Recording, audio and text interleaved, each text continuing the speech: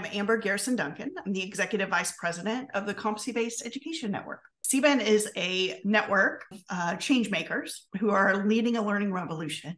We believe that the way to, again, get to a place where learning is transparent and relevant to learners and to where they're seeking to take their learning, that competencies must be the currency. And so we structure everything in that way. So rather than using time-based measures of learning or other proxies, we are actually looking at what does someone need to be able to know and do? How do we assess that learning? And then how do we allow individuals to make progress based on their ability to demonstrate those competencies, which in turn allows them a lot of flexibility in their program, also allows them to oftentimes to complete in a quicker time frame than it would in a traditional time-based measured program.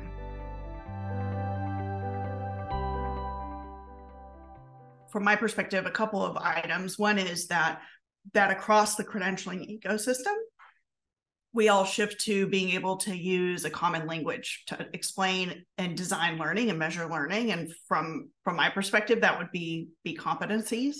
That if we're all using a more common way to, again, design learning, measure learning, then that would get us a long way in understanding how then learning translates across different contexts, even if that's from one education provider to an employer or one education provider to another education provider.